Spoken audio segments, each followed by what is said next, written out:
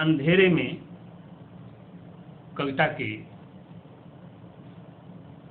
अगले विस्तार क्रम और पाठ को देखते हैं। किंतु न जाने क्यों खुश बहुत हूं, जिसको न मैं इस जीवन में कर पाया वह कर रहा है। मैं शिशु पीठ को थपथपा रहा हूं, आत्मा है गीली, पैर आगे बढ़ रहे, मन आगे जा रहा, डूबता हूं मैं किसी भीतरी सोच में, हृदय के थाले में रक्त का तालाब, रक्त में डूबी हैं द्युतिमान मणियां, रुधिर से फूट रही लाल लाल किरणें, अनुभव रक्त में डूबे हैं संकल्प, और ये संकल्प चलते हैं साथ साथ। अंधियारी गलियों में चला जा रहा हूं, इतने में पाता हूं अंधेरे में सहसा कंधे पर कुछ नहीं, वह शिशु चला गया जाने कहां, और अब उसके स्थान पर मात्र हैं सूरजमुखी फूल गुच्छे। उन स्वर्ण पुष्पों से प्रकाश विकिरण कंधों पर, सिर पर, गालों पर, तन पर, रास्ते पर फैले हैं किरणों के कण-कण। भाई वाह, यह खूब। वह शिशु जिसे काव्य नायक को गांधी जी चौराहे पर सौंप के जाते हैं, और काव्य नायक उस शिशु को लेकर चल रहा है एक नई क्रांति की ओर, एक नई दिशा की ओर। न जाने मैं कितना खुश हूं, जिसको न मैं इस जीवन में कर पाया वह कर रहा है। भविष्य की ओर संकेत है, जो हम नहीं कर पाए आने वाली पीढ़ियां करेंगी। मैं शिशु के पीठ को थपथपा रहा हूं, आत्मा है गीली, पैर आगे बढ़ रहे, मन आगे जा रहा, रुधिर से फूट रही लाल लाल किरणें, अनुभव रक्त में डूबे हैं ये संकल्प, और ये संकल्प एक संकल्प है जो जिस तरह का समाज चाहिए हमें, जो संरचना हमें निर्मित करनी है, वह संरचना निर्मित करने के लिए शिशु भविष्य के संकेत के रूप में आता है। और उस शिशु के कारण मानो ऐसा प्रतीत होता है कि रास्ते पर चमकीली किरणें फूट रही हैं, चारों तरफ नए नए विचार उत्पन्न हो रहे हैं, और एक वैचारिक सकर्मक क्रांति की नींव इस शिशु के साथ काव्य नायक के कंधे पर पड़ चुकी है। कंधे पर, सिर पर, गालों पर, तन पर, रास्ते पर फैले हैं किरणों के कण-कण। भाई वाह, यह खूब। इतने में गली एक आ गई और मैं दरवाजा खुला हुआ देखता हूं। जीना है अंधेरा, कहीं कोई ढिबरी सी टिमटिमा रही है। यह ढिबरी सा टिमटिमाना आम आदमी की उम्मीदों की रोशनी है, और वह अंधेरे के हालात से निकलने के लिए अपनी मसाल, अपनी ढिबरी को, अपनी ज्योति को जलाए रखता है, ज्योति को बुझने नहीं देता। मैं बढ़ रहा हूं, कंधों पर फूल के लंबे वे गुच्छे, क्या हुए कहां गए, कंधे क्यों वजन से दुख रहे सहसा, ओहो बंदूक आ गई। इतना ही नहीं, सशस्त्र क्रांति की ओर भी काव्य नायक कविता में संकेत करता है। भाई वाह, वजनदार राइफल, भाई खूब। खुला हुआ कमरा है, सांवली हवा है, झांकते हैं खिड़कियों में से दूर अंधेरे में टके हुए सितारे, फैली है बर्फीली सांस सी वीरान, तितर बितर सब फैला है सामान, बीच में कोई जमीन पर पसरा, फैलाए बाहे ढह पड़ा आखिर।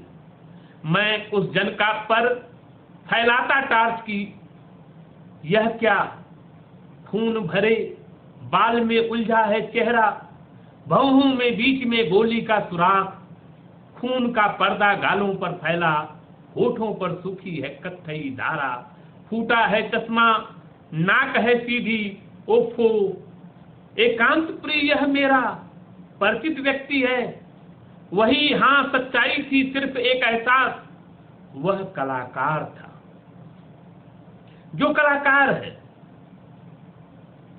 जो नए नए सपने देखता है, नई नई बातें सोचता है, पर उन बातों के साथ चल नहीं पाता, उन बातों को, उन कला रूपों को कर्म रूप में परिवर्तित नहीं कर पाता, उसकी ओर काव्य नायक मैं का, मुक्तिबोध के कवि का संकेत है कि वह मेरा एकांत प्रिय कलाकार जो केवल अपने कमरे में सोचता था, वह मारा गया। न जाने क्या सोच बैठा, क्या कर बैठा, जिसकी वजह से वह मारा गया। वह कलाकार था गलियों के अंधेरे का, हृदय में भार था, पर कार्य क्षमता से वंचित व्यक्ति, चलाता था अपना असंग अस्तित्व, सुकुमार मानवीय हृदयों के अपने सुचितर विश्व के मात्र थे सपने। वह बड़े बड़े स्वप्न देखता था, वह नई नई बात करता था, पर उन बातों के साथ, उन स्वप्नों के साथ चल नहीं पाता था, जिसका परिणाम ये हुआ कि जो दूसरी सत्ता है, जो आतताई वर्ग है, वह अंततः उस कलाकार को, उस स्वप्नदर्शी नायक को मार डालता है। हलचल करता था रह रह दिल में, किसी को भी दे न पाया था वह तो, शून्य के जल में डूब गया, नीरव हो नहीं पाया उसका उपयोग नहीं हो पाया। किंतु अचानक झोंक में आकर क्या कर गुजरा कि संदेहास्पद समझा गया और मारा गया वह बधिकों के हाथ। मुक्ति का इच्छुक तुषार्थ अंतर, मुक्ति के यत्नों के साथ निरंतर, सबका था प्यारा अपने में द्युतिमान, उसका यूं बद्ध हुआ। मर गया एक युग, मर गया एक जीवनादर्श, एक जीवनादर्श, एक आदर्श मर गया। यह काव्य नायक को लगता है कि उसको चिढ़ाने के लिए ऐसा किया गया है, एक तरह का डर भय पैदा किया गया है। इतने में मुझको ही चिढ़ाता है कोई, सवाल है मैं क्या करता था अब तक, क्या मैंने किया अब तक, कहां कहां भाग रहा था, भागता फिरता था सब और, फिजूल है इस वक्त कोसना, खुद को कोसने की जरूरत नहीं है कि मैं क्या कर पाया क्या नहीं कर पाया। मुक्तिबोध ये कहना चाहते हैं कि एकाएक जरूरी दोस्तों को खोजूं, जो सही व्यक्ति है, जिसके साथ हम अपनी सोच को, अपने सपनों को कर्म रूप में परिवर्तित कर सकते हैं, उसकी ओर इशारा यहाँ कविता में मुक्तिबोध देते हैं। पाऊं मैं नए नए सहचर, कौन? नए नए सहचर, नए नए साथी, कैसे? सकर्मक सतचित वेदना भास्कर, जो कर्म से बंधे हुए हूं और हमारी वेदना को समझते हूं। हमारी वेदना से मतलब हमारे समाज, हमारी जनता, आम आदमी की वेदना को जो समझता हो, उसको खोजने की जरूरत है, उसको साथ लेकर चलने की जरूरत है। जीने से उतरा एकाएक विद्रूप रूपों से घिर गया सहसा, पकड़ मशीन सी भयानक आकार घेरते हैं मुझको, मैं आतताई सत्ता के सम्मुख, आतताई सत्ता के सम्मुख मानो मुझे बिठा दिया गया हो। एकाएक हृदय धड़क कर रुक गया, क्या हुआ? भयानक सनसनी, पकड़कर कालर गला दबाया गया, चाटे से कनपटी टूटी की अचानक त्वचा उखड़ गई गाल की पूरी, कान में भर गई भयानक अनहद नाद की भनभन, आंखों में तैरी रक्तिम तितलियां चिनगियां नीली, सामने उगते डूबते धुधले कुहरिल वर्तुल, जिनका कि चक्रिल केंद्र ही फैलता जाता, उस फैलाव में दिखते मुझको धस रहे गिर रहे बड़े बड़े टावर, गुगराला धुआं गेरुआ ज्वाला, हृदय में भगदड़ सम्मुख दिखा, उजाड़ बंजर टीले पर सहसा, रो उठा कोई, रो रहा कोई, भागता कोई सहायता देने, अंतर तत्वों का पुनर्प्रबंध या पुनर्व्यवस्था, पुनर्गठन सा होता जा रहा। दृश्य ही बदला, चित्र बदल गया, जबरन ले जाया गया, मैं गहरे अंधियारे कमरे के स्याह सिपर में, अंधेरे में, शून्य में, सन्नाटे में मुझे लेकर जाया गया। किसके द्वारा? आतताई सत्ता के द्वारा। जो काव्य नायक क्रांति की बात कर रहा था, जो काव्य नायक नए नए सहचर खोज रहा था, आतताई सत्ता उस काव्य नायक को, उस मैं को पकड़कर अंधेरे में लेकर जाती है। टूटे से स्टूल पर बिठाया गया हूं, शीश की हड्डी जा रही तोड़ी, लोहे की कील पर बड़े हथौड़े पड़ रहे लगातार। किस तरह आतताई सत्ता काम करती है, उसका दृश्यांकन मुक्तिबोध अंधेरे के छठे खंड में करते हैं। शीश का मोटा अस्थि कवच ही निकाल डाला, देखा जा रहा। मस्तक यंत्र में कौन विचारों की कौन सी ऊर्जा, कौन सी सिरा में, कौन सी धक धक, कौन सी रग में, कौन सी फुरफुरी। कहां है पश्चात कैमरा जिसमें तथ्यों और जीवन दृश्य उतरते? कहां कहां सच्चे सपनों के आशय, कहां कहां क्षोभक स्फोटक सामान, भीतर कहीं पर पड़े हुए गहरे तलघर अंदर। मेरे मस्तिष्क में जो कुछ था, जो भी विचार था, क्योंकि सारा खेल विचारों से होता है, क्रांति की योजना मस्तिष्क में बनती है, इसलिए आतताई सत्ता उस मस्तिष्क तंत्र को पूरी तरह से तोड़ देना चाहती थी, नष्ट कर देना चाहती थी, खत्म कर देना चाहती थी। इसलिए वह मस्तिष्क तंत्र को खोलती है, देखती है कि इसमें कहां विचारों के सूत्र मिले हुए हैं जिनसे क्रांति हो सकती है, जिनसे दी हुई व्यवस्था में बदलाव हो सकता है। छिपे हुए प्रिंटिंग प्रेस को खोजो, जो छुपा हुआ प्रिंटिंग प्रेस है उसको खोजो, कहां विचार चलते हैं, जहां की चुपचाप ख्यालों के पर्चे छपते रहते हैं, बांटे जाते, जहां से नए नए ख्याल, नए नए विचार जनता के बीच प्रवाहित किए जाते हैं, क्योंकि जनता से कोई नहीं लड़ सकता। इसलिए आतताई सत्ता उस एक युग पुरुष को पकड़कर उसके मस्तक के उन सारे तंत्रों को खोज निकालना और नष्ट करना चाहती है, जिससे आम जन को कोई प्रभावित वैचारिक ऊर्जा और वैचारिक क्रांति से न कर सके। और मैं सुनता हूं चिढ़ी हुई ऊंची खिजलाई आवाज, स्क्रीनिंग करो मिस्टर गुप्ता, स्क्रीनिंग करो, अच्छी तरह से जांच पड़ताल करो। कौन? Mister Gupta. Cross examine him thoroughly, पूरी तरह से देख लो, कहीं कुछ छूट न जाए, कोई बाकी न रह जाए। चाबुक चमकार पीठ पर यद्यप उखड़े चर्म की कत्थई रक्तिम रेखाएं उभरी, पर यह आत्मा कुशल बहुत है, आत्मा बहुत कुशल है, बहुत चतुर है। उसे कोई नष्ट नहीं कर सकता, कोई खत्म नहीं कर सकता। चाहे जैसी भी आतताई सत्ता हो, वह आत्मा के पिंजर को कहां पकड़ पाती, कहां खत्म कर पाती। देह में रेंग रही संवेदना की गर्मीली कड़क धारा को, गहरी झंझन थरथर तारों को उसके समेट कर वह सब वेदना विस्तार करके इकट्ठा। मेरा मन यह जबरन उनकी छोटी सी कड्डी गठान बांधता सख्त व मजबूत, मानो की पत्थर जोड़ लगाकर उसी गठान को हथेलियों से करता है चूर चूर, धूल में बिखरा देता है उसको। मन यह हटता है देह के हद से, जाता है कहीं पर अलग जगत में। विचित्र क्षण है, सिर्फ है जादू, मात्र मैं बिजली। यद्यप खोह में खूंटे से बंधा हूं, दैत्य हैं आसपास, चारों तरफ तो दैत्य लगे हुए हैं। इसमें चमकीली आत्मा का, कवि के मन का प्रकाश, आम आदमी की वेदना को समझने वाली मानसिक चिंता को, चारों तरफ से दैत्य घेरे हुए हैं। कवि कह रहा है कि मुझे यहां से कुशलता पूर्वक निकलना पड़ेगा। इसीलिए छठे सर्ग में बार बार ये पंक्ति आती है, भागता मैं दम छोड़ घूम गया कई मोड़।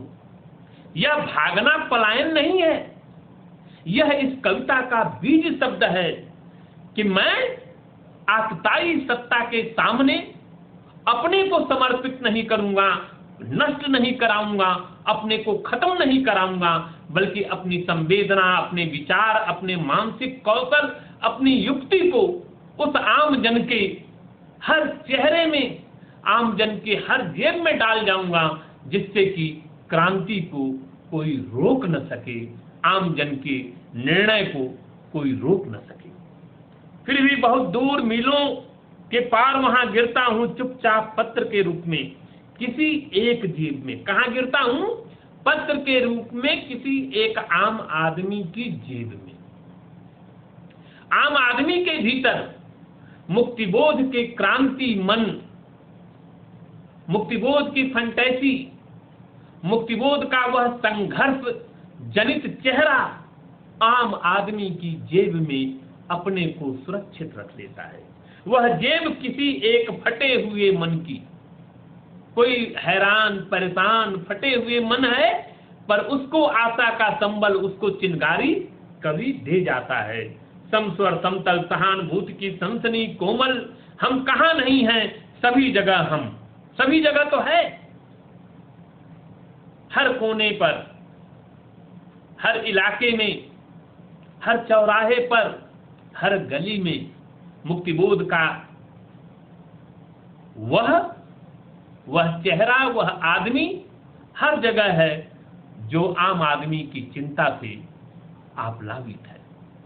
भीतर भीतर बिजली के जीवित तारों के जाले ज्वलंत, तारों की भीषण गुत्थी, बाहर बाहर धूल सी भूरी, जमीन की पपड़ी अग्नि को लेकर मस्तक हिमवत, उग्र प्रबंधन लेकर उर यह बिल्कुल निश्चय, भीषण शक्ति को धारण करके आत्मा का पोशाक दीन व मैला, विचित्र रूपों को धारण करके चलता है जीवन लक्ष्यों के पथ पर। जीवन लक्ष्यों को पाने के लिए मुक्तिबोध का काव्य नायक, मुक्तिबोध का कवि अपने काव्य नायक को लेकर जाता है।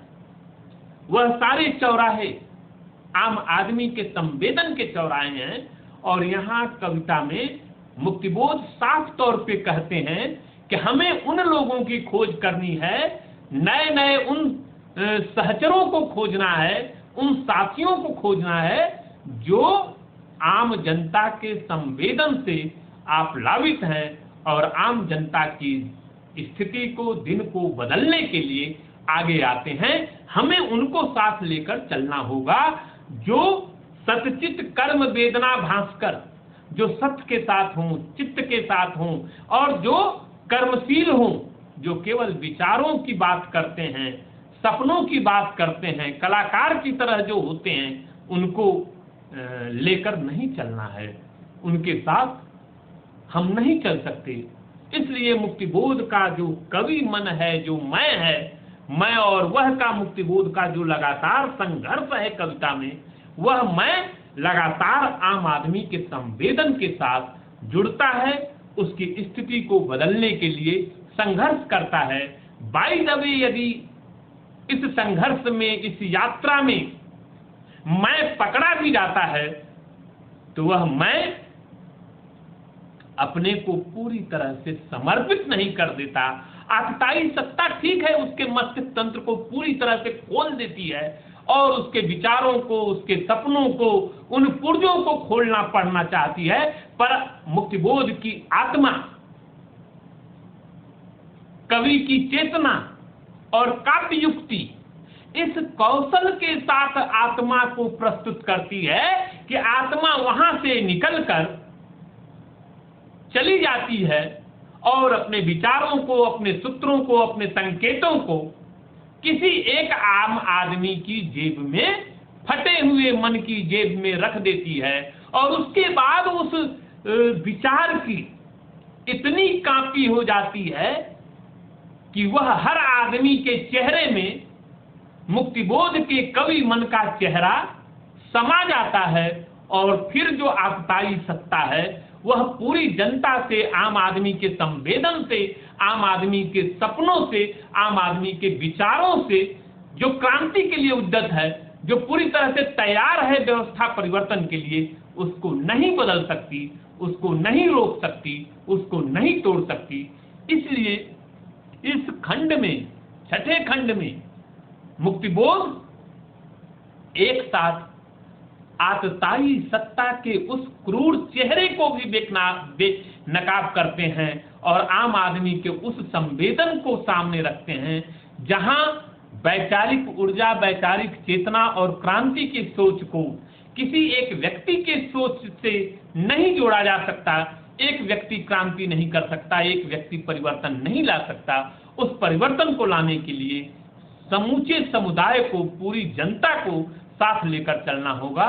और इसलिए यहाँ पर मुक्तिबोध सकर्मक चेतना की बात करते हैं, सकर्मक वेदना की बात करते हैं और जन जन में उस विचार सूत्र को लेकर आते हैं जिस विचार सूत्र के सहारे अंधेरे की अंधतम व्यवस्था को समाप्त किया जा सकता है और जिसकी ओर कवि कविता की शुरुआत में ही संकेत करता है और अंत में कविता जब अपने लक्ष्य की ओर पहुंचती है, जब अपने चरम अभिव्यक्ति को पाती है, तो उसके लिए निश्चित तौर पे संघर्ष से, यातना से, पीड़ा से गुजरना होगा और यह गुजरना ही अंत में अरुण कमल को प्राप्त करने का माध्यम बनता है।